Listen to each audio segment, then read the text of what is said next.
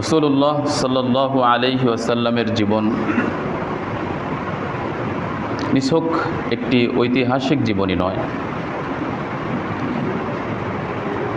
এটি আল্লাহ সুবহানাহু ওয়া তাআলার পক্ষ থেকে নাজিল হওয়া জীবন আদর্শ, জীবন্ত আদর্শ। এবং এটি মহান রব্বুল আলামিনের পক্ষ থেকে বড় অনুগ্রহ মানবতার জন্য, যে আল্লাহ তাআলা মানবতার সঠিক পথ নির্দেশনার জন্য মহানবী হযরত মুহাম্মদ সাল্লাল্লাহু আলাইহি ওয়াসাল্লামকে আমাদের জন্য রাহমাতুল লিল আলামিন হিসেবে প্রেরণ করেছেন। আল্লাহ সুবহানাহু ওয়া তাআলা ইরশাদ করেন সূরাতুল আম্বিয়ার 107 নম্বর আয়াত, ওয়ামা আরসালনাকা ইল্লা রাহমাতাল লিল আলামিন। আমি আপনাকে জগৎবাসীর জন্য রহমত এবং অনুগ্রহ স্বরূপ প্রেরণ করেছি। সূরা আলে ইমরানের 164 নম্বর আয়াতে আল্লাহ সুবহানাহু ওয়া তাআলা ইরশাদ করেন, লাকাদ মান্নাল্লাহু আলাল মুমিনিন।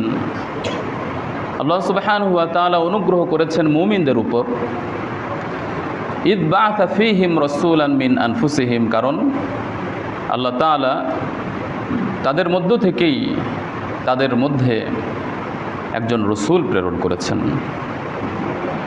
ইয়াতলু আলাইহিম আয়াতিহি, যিনি আল্লাহ তাআলার আয়াত তেলাওয়াত করে শোনান।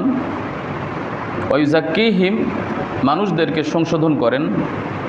ওয়া ইউআল্লিমুহুমুল কিতাবা ওয়াল হিকমাহ, এবং তিনি মানুষদেরকে ইলম এবং হিকমত, কিতাব এবং হিকমত শিক্ষাদান করেন। এবং রাসূল সাল্লাল্লাহু আলাইহি ওয়াসাল্লামের আগমনের পূর্বে মানুষ পথভ্রষ্টতায় নিমজ্জিত ছিল। আল্লাহ সুবহানাহু ওয়া তাআলা রাসূল প্রেরণ করে মানব জাতিকে পথভ্রষ্টতার অতল গহ্বর থেকে উঠিয়ে হেদায়েতের আলো প্রদান করেছেন। এটি আল্লাহ সুবহানাহু ওয়া তাআলার পক্ষ থেকে বড়ই অনুগ্রহ মানব জাতির জন্য। রাসূল সাল্লাল্লাহু আলাইহি ওয়াসাল্লামের জন্ম থেকে যৌবন পর্যন্ত বা নবুয়ত পূর্ববর্তী যে বিষয়গুলো, এটি শুধুমাত্র ঘটনা জানার নাম নয়, বরং এই বিষয়টি জানার খুব দরকার যে আল্লাহ সুবহানাহু ওয়া তাআলা রাসূল সাল্লাল্লাহু আলাইহি ওয়াসাল্লামের জন্মে, তার শৈশবে, তার বাল্যকালে, তার যৌবনে ঘটে যাওয়া যে ঘটনাগুলো সংগঠন করিয়েছেন, তার মধ্যে আমাদের জন্য কী শিক্ষা। এবং রাসূল সাল্লাল্লাহু আলাইহি ওয়াসাল্লামকে আল্লাহ রাব্বুল আলামিন নবুয়ত পূর্ববর্তী ঘটনাবলীর মাধ্যমে রাসূল সাল্লাল্লাহু আলাইহি ওয়াসাল্লামকে নবুয়তের দায়িত্বের জন্য কিভাবে প্রস্তুত করেছেন, সেটিও আমাদের জানা খুব জরুরি। আজকে আমাদের পিতামাতারা সন্তানদের নৈতিক ভবিষ্যৎ নিয়ে চিন্তাশীল, শিক্ষক ছাত্রদের ভবিষ্যৎ নিয়ে পেরেশানগ্রস্ত, যুবক তার ভবিষ্যৎ নিয়ে চিন্তাগ্রস্ত, সমাজ নেতৃত্ব সংকটের কারণে চিন্তাগ্রস্ত। প্রকৃতপক্ষে রাসূল সাল্লাল্লাহু আলাইহি ওয়াসাল্লামের জন্ম থেকে যৌবন পর্যন্ত যেই ঘটনাগুলো আছে, এর মধ্যে এই সকল প্রশ্নের গভীর উত্তর রয়েছে। সুতরাং আমরা যদি আমাদের সন্তানদেরকে নৈতিকভাবে তাদেরকে উন্নত করতে চাই, আমাদের সন্তানদের ভবিষ্যৎকে যদি আমরা সমুজ্জ্বল করতে চাই, যুবকেরা যদি সঠিক পথে চলতে চাই, তাহলে অবশ্যই রাসূল সাল্লাল্লাহু আলাইহি ওয়াসাল্লামের জীবনীতে রয়েছে শিক্ষা। সম্মানিত মুসল্লিবৃন্দ, মহানবী সাল্লাল্লাহু আলাইহি ওয়াসাল্লামের আগমনের মাধ্যমে একটি বিপ্লব সংগঠিত হয়েছে। তার আগমনের মাধ্যমে কিরূপ বিপ্লব সাধিত হয়েছে তা আমরা বুঝতে পারব তার জন্মের সময়, তৎকালীন সময় কেমন ছিল, তৎকালীন প্রেক্ষাপট, সামাজিক অবস্থা কেমন ছিল, এবং তিনি কিভাবে বিপ্লব সাধন করলেন। তখন বিষয়টি আরও ভালো করে বুঝে আসবেন। নবী করিম সাল্লাল্লাহু আলাইহি ওয়াসাল্লামের জন্মের সময় বা তার আগমনের পূর্বে কেন্দ্রীয় কোনো শাসন ব্যবস্থা বা সামাজিক অথবা কেন্দ্রীয় রাষ্ট্রীয় কোনো শাসন ব্যবস্থা ছিল না। পুরা আরব উপদ্বীপে মানুষ গোত্রভিত্তিক জীবনযাপন করত।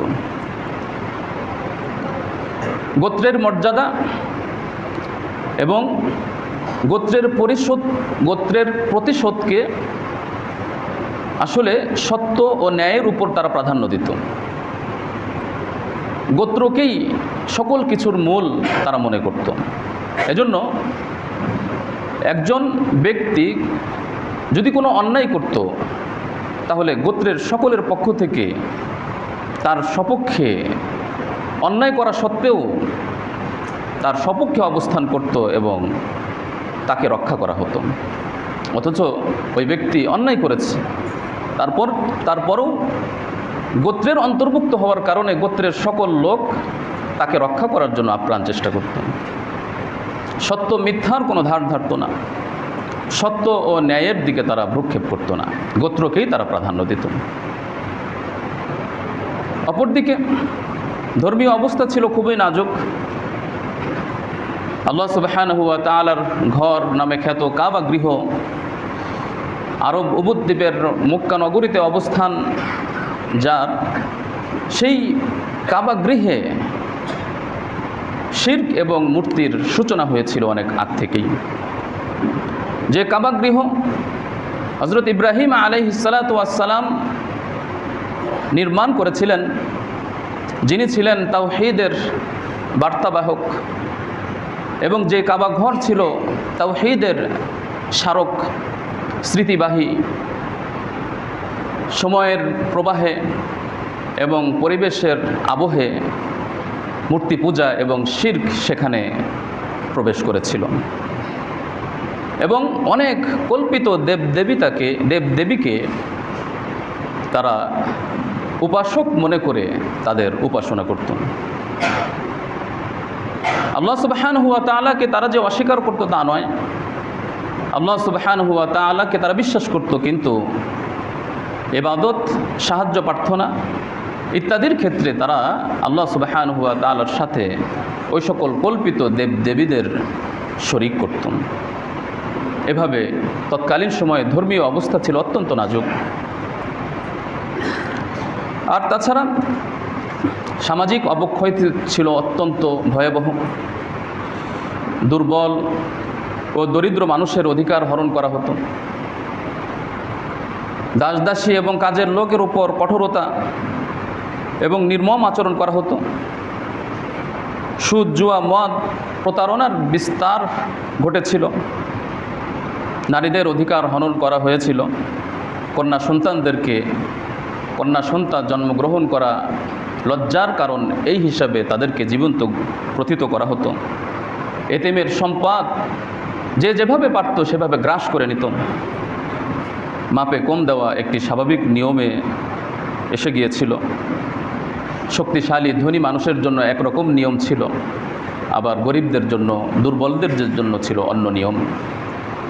এরকম সামাজিক অবক্ষয় অত্যন্ত নাজুক হয়ে গিয়েছিল। এর অর্থ এটি নয় যে তৎকালীন সময়ে কোনো ভালো মানুষ ছিল না, তা না। এর মধ্যেও অনেক ভালো মানুষ ছিল। তবে আরবে যেই গুণগুলো বেশি ছিল সেটি হলো তারা ওয়াদা রক্ষা করতেন, আতিথেয়তা খুবই যত্নের সাথে তারা পালন করতেন, দানশীলতা, এই গুণটি তাদের মাঝে ব্যাপক ছিল। কিন্তু রাজনৈতিক, ধর্মীয় এবং সামাজিক অবক্ষয়ের অনেক দিক তাদের মাঝে বিস্তার লাভ করেছিল। সেই নাজুক পরিস্থিতিতে আল্লাহ সুবহানাহু ওয়া তাআলা আমাদের প্রিয় নবী, প্রাণের নবী জনাবে মুহাম্মদুর রাসূলুল্লাহ সাল্লাল্লাহু আলাইহি ওয়াসাল্লামকে মরুপ্রান্তরে উদয় করলেন, যার মাধ্যমে অন্ধকার দূরীভূত হয়ে গেল এবং আলো চতুর্দিকে ছড়িয়ে পড়ল। সম্মানিত মুসলিমবৃন্দ, যেই মহান চরিত্রের অধিকারী মহানবী হযরত মুহাম্মদ সাল্লাল্লাহু আলাইহি ওয়াসাল্লাম, আল্লাহর কাছে তিনি হাবিব, সৈয়দুল মুরসালিন, খাতামুন নবিয়্যিন, তিনি পৃথিবীতে আগমন করবেন এবং তার আগমনী বার্তা আল্লাহ রাব্বুল আলামিন পূর্বে প্রদান করবেন না, তা তো হতে পারে না। আসলে পূর্বেই জনাবে মুহাম্মদুর রাসূলুল্লাহ সাল্লাল্লাহু আলাইহি ওয়াসাল্লাম যে আগমন করবেন এই আরবে, তা ইব্রাহিম আলাইহিস সালাতু ওয়াস সালামের দোয়ার মধ্যে আল্লাহ তাআলা প্রকাশ করেছিলেন। হযরত ইব্রাহিম আলাইহিস সালাতু ওয়াস সালাম তিনি কাবা ঘর নির্মাণ করে কাবা ভিত্তি স্থাপন করার পর তিনি যেই দোয়াগুলো করেছিলেন তার মধ্যে উল্লেখযোগ্য একটি দোয়া ছিল, রব্বানা ওয়াবআথ ফীহিম রাসূলাম মিনহুম ইয়াতলু আলাইহিম আয়াতিকা ওয়া ইউআল্লিমুহুমুল কিতাবা ওয়াল হিকমাতা ওয়া ইউযাক্কিহিম ইন্নাকা আনতাল আজিজুল হাকীম। ইয়া আল্লাহ, আপনি এই বংশ থেকে, এদের মধ্য থেকে, ইসমাইলের বংশ থেকে একজন রসুল প্রেরণ করুন, যিনি মানুষকে আত্মশুদ্ধি করবে, আল্লাহর আয়াতকে তেলাওয়াত করে শোনাবে, কিতাব এবং হিকমত শিক্ষাদান করবে। ইব্রাহিম আলাইহিস সালাতু ওয়াস সালাম দোয়া করেছিলেন। হাদিসটি এসেছে মুসনাদে আহমদ এবং ইবনে হিব্বান ইত্যাদি নির্ভরযোগ্য হাদিস গ্রন্থে এসেছে। রাসূল সাল্লাল্লাহু আলাইহি ওয়াসাল্লাম নিজেই বলেছিলেন, আনা দাওয়াতু আবি ইব্রাহিম, আমি যে এই পৃথিবীতে আগমন করেছি আমার পিতা ইব্রাহিম আলাইহিস সালাতু ওয়াস সালামের দোয়ার ফলশ্রুতিতে আমি এই পৃথিবীতে এসেছি। ওয়া বুশরা ঈসা আলাইহিস সালাতু ওয়াস সালাম, এবং ঈসা আলাইহিস সালাতু ওয়াস সালামের সুসংবাদ প্রদানের পরিপ্রেক্ষিতে রাসূল সাল্লাল্লাহু আলাইহি ওয়াসাল্লামের পূর্ববর্তী নবী ও রাসূল ছিলেন হযরত ঈসা আলাইহিস সালাতু ওয়াস সালাম। ঈসা আলাইহিস সালাতু ওয়াস সালাম ও তার অনুসারীদেরকে এই সুসংবাদ দিয়ে গিয়েছেন যে আমার পরে সর্বশেষ নবী, যার নাম হবে আহমদ, তিনি আগমন করবেন। আল্লাহ সুবহানাহু ওয়া তাআলা কুরআনুল কারীমেও এই বিষয়ে সূরাতুস সফে উল্লেখ করে বলেন, ওয়া ইয ক্বালা ঈসা ইবনে মারইয়াম, স্মরণ করুন সেই সময়ের কথা যখন ঈসা ইবনে মারইয়াম বললেন, ইয়া বনি ইসরাঈল ইন্নী রাসূলুল্লাহি ইলাইকুম, হে বনি ইসরাঈল, আমি তোমাদের কাছে প্রেরিত রাসূল। মুসাদ্দিকান লিমা বাইনা ইয়াদাইয়া মিনাত তাওরাহ, আমি আমার পূর্ববর্তী কিতাব তাওরাতের সত্যায়নকারী। ওয়া মুবাশশিরাম বিরাসূলি, এবং আমি এমন রসুলের সুসংবাদ দান করছি, ইয়াতি মিন বাদি, যিনি আমার পরে আগমন করবেন, ইসমুহু আহমদ, যার নাম আহমদ। এভাবে হযরত ঈসা আলাইহিস সালাতু ওয়াস সালামও তার অনুসারীদেরকে সুসংবাদ দিয়ে গিয়েছেন। শুধু তাই নয়, হযরত মুসা আলাইহিস সালাতু ওয়াস সালাম ইহুদিদেরকে, ঈসা আলাইহিস সালাতু ওয়াস সালাম খ্রিস্টানদেরকে, এবং তাদের কাছে যে কিতাব নাজিল হয়েছিল তাওরাত এবং ইনজিলে, সেখানে হযরত জনাবে মুহাম্মদুর রাসূলুল্লাহ সাল্লাল্লাহু আলাইহি ওয়াসাল্লামের আগমনী সুসংবাদ এবং বার্তা ছিল, যা কোরআনুল কারীমে সূরাতুল আরাফের 157 নম্বর আয়াতে ইরশাদ হয়েছে, আল্লাযীনা ইয়াত্তাবিউনার রাসূলান নাবিয়্যাল উম্মিয়্যাল্লাযী ইয়াজিদুনাহু মাকতুবান ইনদাহুম ফিত তাওরাতি ওয়াল ইনজিল, যারা রাসূল, নবী, উম্মি মুহাম্মদুর রাসূলুল্লাহ সাল্লাল্লাহু আলাইহি ওয়াসাল্লামের অনুসরণ করে, তারা কিন্তু তাদের কাছে যেই কিতাব আছে সেখানে কিন্তু তার কথা, তার বিবরণ, তার আগমনী বার্তা লিখিত পায়, তাদের কাছে যে তাওরাত এবং ইনজিল আছে। বর্তমানে ইহুদি খ্রিস্টানদের কাছে যেই তাওরাত, জবুর, ইনজিল বা বাইবেল আছে, যদিও এখানে অনেক সংযোজন বিয়োজন হয়েছে, পরিবর্ধন হয়েছে, রাসূল সাল্লাল্লাহু আলাইহি ওয়াসাল্লামের আগমনী বার্তাকে মুছে ফেলা হয়েছে, তারপরেও এমন অনেক তথ্য এখনও আছে যার দ্বারা প্রমাণিত হয় যে রাসূল সাল্লাল্লাহু আলাইহি ওয়াসাল্লাম যে আগমন করবেন, এই সুসংবাদ তাদের কাছে রক্ষিত ধর্মীয় গ্রন্থতেও আছে, এবং বর্তমান বাইবেলের বিভিন্ন উদ্ধৃতি থেকে সেগুলি প্রমাণ করা সম্ভব। এটা একটা ব্যাপক পর্যালোচনার বিষয়। তো মোট কথা হলো, রাসূল সাল্লাল্লাহু আলাইহি ওয়াসাল্লামের আগমন করবেন, তার আগমনী বার্তা পূর্ববর্তী সময়ে দেওয়া হয়েছিল, পূর্ববর্তী আসমানি কিতাবে দেওয়া হয়েছিল। সেই সময়টি আসলো।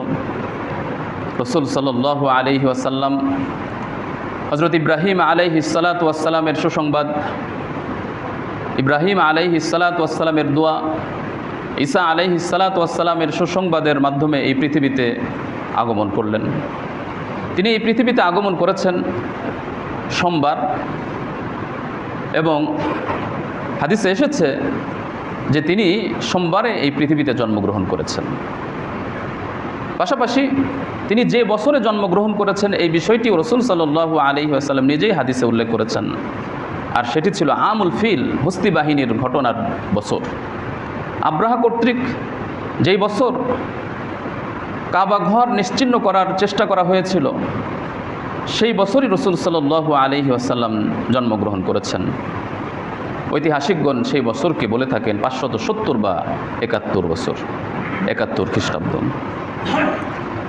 রাসূল সাল্লাল্লাহু আলাইহি ওয়াসাল্লামের হাদিসে তার জবানি থেকেই তিনি যে সোমবারে জন্মগ্রহণ করেছেন এবং 570 বা 571 খ্রিস্টাব্দে জন্মগ্রহণ করেছেন এটি প্রমাণিত হয়েছে।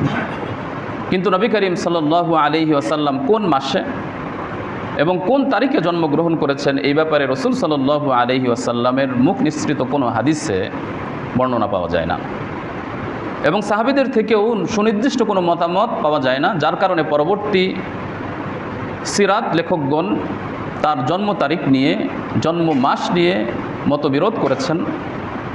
আল্লামা ইবনে কাসির, ইবনে হিশাম, সাদ, ইবনে ইসহাক ঐতিহাসিক যারা সিরাত লেখক ছিলেন, তারা কোন মাসে রাসূল সাল্লাল্লাহু আলাইহি ওয়াসাল্লাম জন্মগ্রহণ করেছেন এই ব্যাপারে 8টি মতামত উল্লেখ করেছেন। এই 8টি মতামতের মধ্যে একটি মত হলো রবিউল আউয়াল। আর যারা রবিউল আউয়াল বলেছেন তারাও কোন দিন জন্মগ্রহণ করেছেন এই ব্যাপারে মতামত বিভিন্ন দলিল, তাবিঈদের বক্তব্য ইত্যাদির আলোকে বিভিন্ন তারিখের কথা বলেছেন। কেউ কেউ বলেছেন 2 তারিখ, 8 তারিখ, 9 তারিখ, 12 তারিখ, 17 তারিখ, 22 তারিখ, বিভিন্ন মতামত পাওয়া যায়। তবে আমাদের সমাজে 12ই রবিউল আউয়াল এই মতটি প্রসিদ্ধি লাভ করেন। সম্মানিত মুসল্লিবৃন্দ, রাসূলুল্লাহ সাল্লাল্লাহু আলাইহি ওয়াসাল্লাম তিনি আরবের কুরাইশের উৎকৃষ্টতম শাখা বনি হাশেমে জন্মগ্রহণ করেন। তার পিতার নাম ছিল আব্দুল্লাহ, মাতার নাম ছিল আমিনা, দাদার নাম আব্দুল মুত্তালিব, দাদির নাম ছিল ফাতেমা, নানার নাম ছিল ওয়াহাব, নানির নাম ছিল বাররা। নানার বংশসূত্র রাসূল সাল্লাল্লাহু আলাইহি ওয়াসাল্লামের ঊর্ধ্বতন দাদা কিলাবের সাথে সংযুক্ত হয়েছেন, আর নানির বংশসূত্র কুসাই বিন কিলাবের সাথে যুক্ত হয়েছে। দাদা আব্দুল মুত্তালিব ছিলেন বনু হাশিম গোত্রের সর্দার, আর নানা ছিলেন ওয়াহাব, যিনি বনু জহরা গোত্রের সর্দার ছিলেন।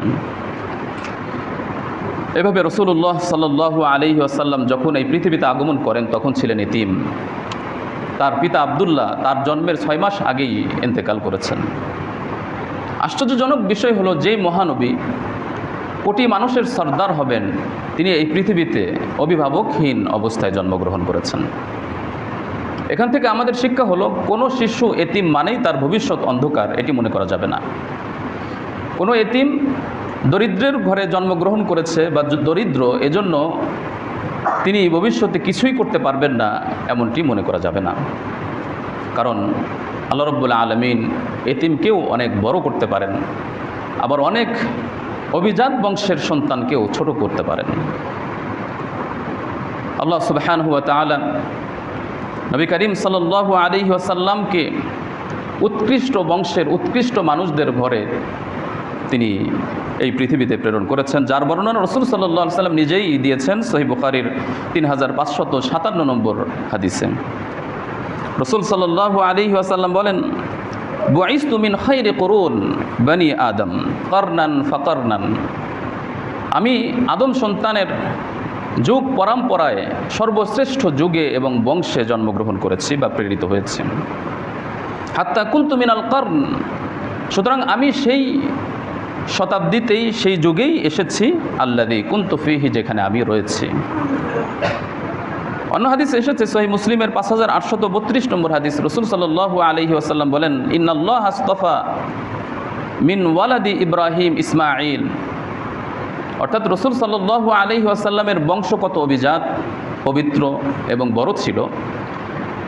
রাসূল সাল্লাল্লাহু আলাইহি ওয়াসাল্লাম তার বিবরণ দিতে গিয়ে বলেন যে আল্লাহ তাআলা ইব্রাহিমের সন্তানদের মধ্য থেকে বাছাই করেছেন ইসমাঈলকে।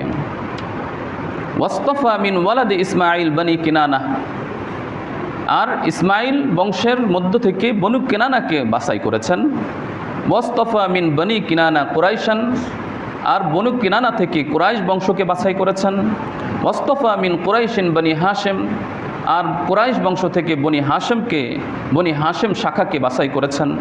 ওয়াসতাফানি মিন বনি হাশেম, আর বনি হাশেম থেকে আল্লাহ তাআলা আমাকে নবী এবং রসুল হিসাবে, রহমাতুল লিল আলামিন হিসাবে, সাইয়্যিদুল মুরসালিন হিসাবে বাছাই করেছেন। তাহলে বোঝা গেল রসুল সাল্লাল্লাহু আলাইহি ওয়াসাল্লাম উঁচু অভিজাত বংশে এই পৃথিবীতে আগমন করেছেন। রসুল সাল্লাল্লাহু আলাইহি ওয়াসাল্লাম যখন এই পৃথিবীতে আসেন, কিছুদিন তার মা আমিনার দুধ পান করেন। এর কিছুদিন পর আবুল আহাবের দাসী সুয়াইবার দুধ পান করেন। এরপর হালিমাতু সাদিয়াহ রাদিয়াল্লাহু তাআলা আনহার কাছে তাকে প্রেরণ করা হয় এবং সেখানে তার কাছ থেকে দুধ পান করতে থাকেন। হালিমাতু সাদিয়ার কাছে থাকা অবস্থায়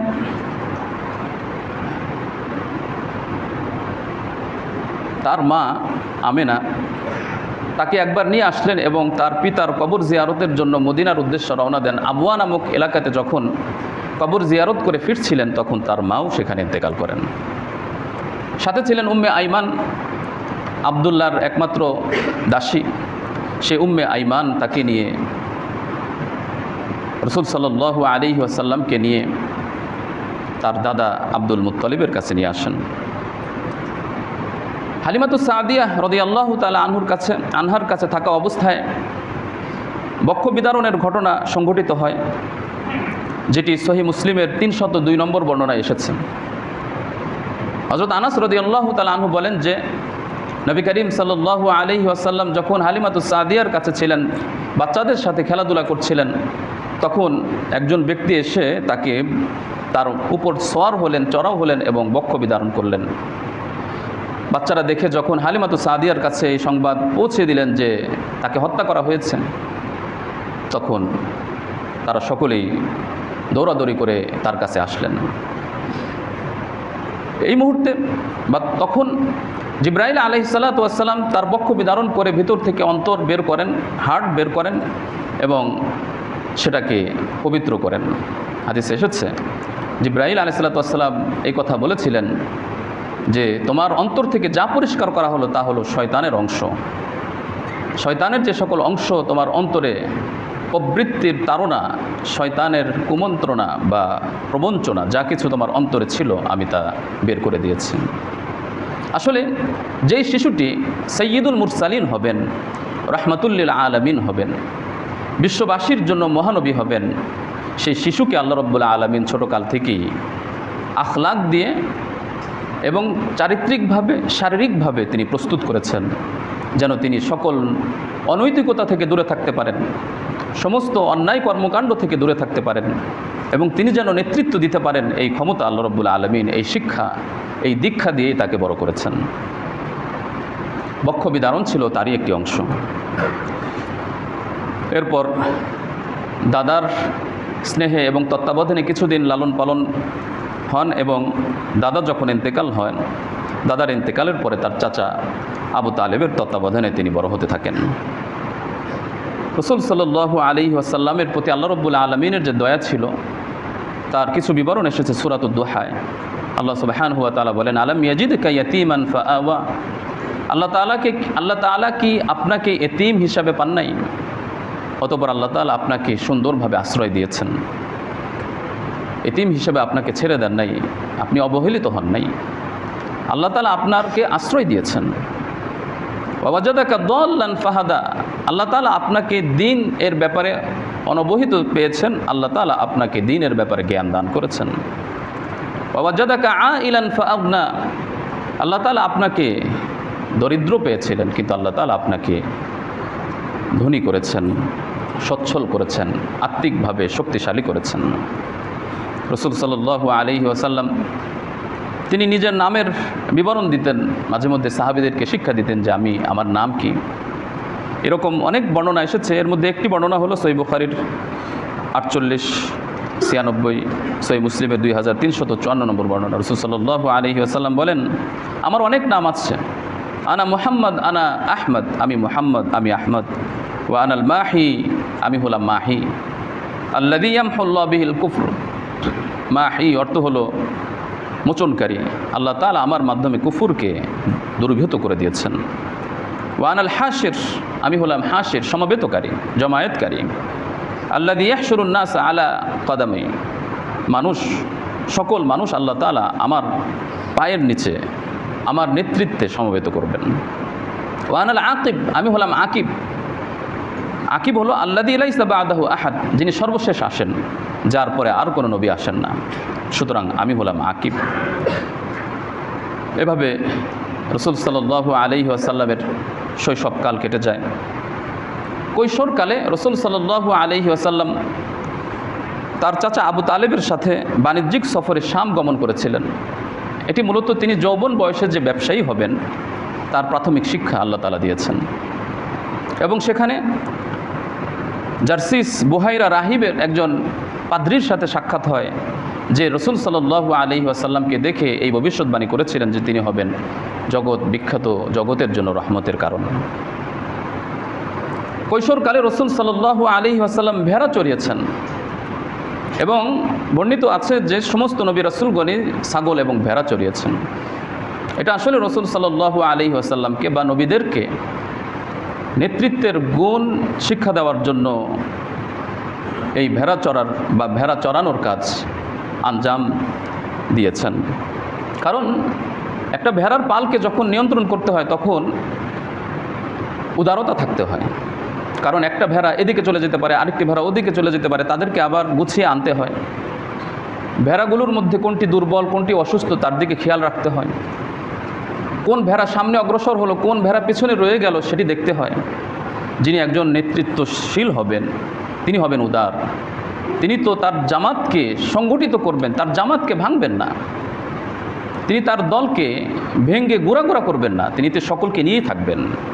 এটি তো হবে একজন নেতার গুণ। এই গুণ শিক্ষা দেওয়ার জন্য রাসূল সাল্লাল্লাহু আলাইহি ওয়াসাল্লামকে ভেড়া চড়ানোর বা রাখালির কাজ করিয়েছেন আল্লাহ তাআলা। রাসূল সাল্লাল্লাহু আলাইহি ওয়াসাল্লাম কুরাইশের কিছু কিছু যুদ্ধ, যেটা নবুয়তের পূর্বে সংগঠিত হয়েছিল, যেটা ছিল ন্যায়সঙ্গত, সব যুদ্ধই তো আর অন্যায় ছিল না, সেই যুদ্ধেও রাসূল সাল্লাল্লাহু আলাইহি ওয়াসাল্লাম অংশগ্রহণ করেছেন, যেটাকে বলা হয় ফুজ্জার যুদ্ধ। সেই যুদ্ধে রাসূল সাল্লাল্লাহু আলাইহি ওয়াসাল্লাম অংশগ্রহণ করেছেন এবং তিনি যে ভবিষ্যতের একজন বীর বাহাদুর হবেন, একজন বাহাদুর, একজন সৈনিক হবেন, তারই আগাম শিক্ষা। রাসূল সাল্লাল্লাহু আলাইহি ওয়াসাল্লাম যখন যৌবনে পদার্পণ করেন তখন খাদিজাতুল কুবরা রাদিয়াল্লাহু তাআলা আনহার ব্যবসায়িক দায়িত্ব পালন করেন। খাদিজা রাদিয়াল্লাহু তাআলা আনহা ছিলেন ধনাঢ্যবান মহিলা।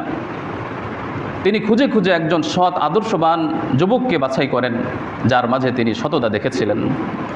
আর রাসূল সাল্লাল্লাহু আলাইহি ওয়াসাল্লামও তিনি নবুয়ত পূর্ববর্তী জীবনে ব্যবসায়ী ছিলেন এবং ব্যবসার কাজে যুক্ত ছিলেন। কারণ ব্যবসা এটা চরিত্রের বড় একটা পরীক্ষা। যিনি ব্যবসা করবেন তার সামনে লোভের অনেক দরজা খুলে যায়, লোভ পরিত্যাগ করতে হয়। মিথ্যা বলে, দোষ গোপন করে পণ্যটি চালিয়ে দেওয়ার একটা সুযোগ থাকে। মাপে কম দিয়ে ভেজাল মিশ্রণ করে অনেক সম্পদ অর্জন করার সুযোগ থাকে। এটা একটা আখলাক বা চরিত্রের বড় পরীক্ষা। আল্লাহ রাব্বুল আলামিন তাকে ব্যবসায়ী বানিয়ে তিনি যে আদর্শবান, সৎ, চরিত্রবান, সেটাকে তিনি যাচাই করেছেন, পরীক্ষা করেছেন। তিনি কখনোই এই জাতীয় অনৈতিক কাজে তিনি যুক্ত হন নাই। সমাজের সমস্ত মানুষ, নারীরা, শিশুরা যেন তাদের অধিকার ফিরিয়ে পায়, এজন্য তার উদ্যোগে হিলফুল ফুজুল সেবামূলক একটি সংগঠন গঠিত হয়েছিল। অন্যায়, অত্যাচার, অর্থহীন এবং যুদ্ধ কিভাবে বন্ধ করা যায় তার প্রতিকারের জন্যই মূলত এই সংগঠনটি গঠন করা হয়েছিল। নবী করিম সাল্লাল্লাহু আলাইহি ওয়াসাল্লাম ছিলেন এই সংগঠনের উদ্ভাবক, চাচা জুবায়ের ছিলেন সমর্থক। তাদের প্রচেষ্টায় আব্দুল্লাহ ইবনে জুদাআনের গৃহে এই সংগঠনটি প্রতিষ্ঠা লাভ হয়। রসুল সাল্লাল্লাহু আলাইহি ওয়াসাল্লামের এই উদ্ভাবনা চিন্তা যখন চতুর্দিকে ছড়িয়ে পড়ল, তখন সকলেই রসুল সাল্লাল্লাহু আলাইহি ওয়াসাল্লামকে আল আমিন, বিশ্বস্ত বলে আখ্যায়িত করতে লাগলেন। এই ঘটনার পর থেকেই তিনি আল আমিন নামে বেশি প্রসিদ্ধ হন। এভাবে তিনি সততা, বিশ্বস্ততার পরিচয় দিয়েছেন সংগঠন প্রতিষ্ঠা করার মাধ্যমে। পাশাপাশি কাবা সংস্কার এবং হাজরে আসওয়াদ স্থাপন নিয়ে একটি ঘটনা আমরা জানি। রসুল সাল্লাল্লাহু আলাইহি ওয়াসাল্লামের নবুয়তের 5 বছর পূর্বে তার বয়স যখন 35 বছর ছিল, তখন পাহাড়ি ঢলের কারণে কাবাগৃহ ক্ষতিগ্রস্ত হয়েছিল। কাবাগৃহ সংস্কার করার পর যখন নাকি হজরে আসওয়াদ স্থাপনের সময় আসলো, তখন সকলেই ঝগড়া শুরু করলো এবং জাহিলি যুগের যে যুদ্ধের মানসিকতা সেটি তাদের মাঝে দেখা দিল। সকলেই চাচ্ছিল যে আমি বা আমরা বা আমার গোত্র হজরে আসওয়াদ স্থাপন করবে, অন্য কোনো গোত্র নয়। পরবর্তীতে তারা সিদ্ধান্ত নিল যে একটি যুবক যিনি আগামীকাল সকালে কাবার প্রধান ফটক দিয়ে আসবে, তার কথা আমরা মেনে নিব। ঘটনাক্রমে সেখানে রসুল সাল্লাল্লাহু আলাইহি ওয়াসাল্লাম আগমন করলেন। নবী করিম সাল্লাল্লাহু আলাইহি ওয়াসাল্লামের কাছে নেতৃত্ব বা দায়িত্ব দেওয়া হলো। নবী করিম সাল্লাল্লাহু আলাইহি ওয়াসাল্লাম চাইলে নেতা হিসেবে তিনি একাই কিন্তু হজরে আসওয়াদ স্থাপন করতে পারতেন, কিন্তু তিনি তা করেন নাই। কারণ তিনি ঐক্য চেয়েছেন, তিনি ভাঙ্গন চান নাই। তিনি কি করলেন? তিনি একটি চাদর বিছালেন, সেই চাদরের মধ্যে একা তিনি হজরে আসওয়াদ নিয়ে আসলেন এবং প্রত্যেক গোত্রপতিকে এই আহ্বান জানালেন, আপনারা আসুন এবং প্রত্যেকেই চাদরের এক একটা কোণা ধরে আমরা চলুন নিয়ে যাই। এভাবে সকলেই তার নেতৃত্ব মেনে নিয়েছিল। এভাবে আল্লাহ রাব্বুল আলামিন তাকে নৈতিকতা, নেতৃত্ব, সততা, বিশ্বস্ততা এই সকল গুণ দিয়ে তাকে ক্রমে তাকে গড়ে তুলেছেন। এক পর্যায়ে তাকে নবুয়ত দান করেছেন। সুতরাং রসুল সাল্লাল্লাহু আলাইহি ওয়াসাল্লামের নবুয়ত পূর্ববর্তী জীবনে আমাদের জন্য রয়েছে শিক্ষা। সেই শিক্ষাগুলো আমাদের গ্রহণ করতে হবে। একজন বড় মানুষ, ভালো মানুষ হওয়ার জন্য হঠাৎ করেই বড় মানুষ, ভালো মানুষ হওয়া যায় না। ছোট থেকেই বা অনেক আগ থেকেই পরিশ্রম করতে হয়, নৈতিকতার গুণ অর্জন করতে হয়, যে গুণটি রসুল সাল্লাল্লাহু আলাইহি ওয়াসাল্লাম অর্জন করেছিলেন। আল্লাহ তাআলা আমাদের সকলকে নবী করিম সাল্লাল্লাহু আলাইহি ওয়াসাল্লামের জীবনে থেকে শিক্ষা গ্রহণ করার তৌফিক দান করুন, আমিন। যারা সুন্নত করেনি সুন্নত আদায় করুন।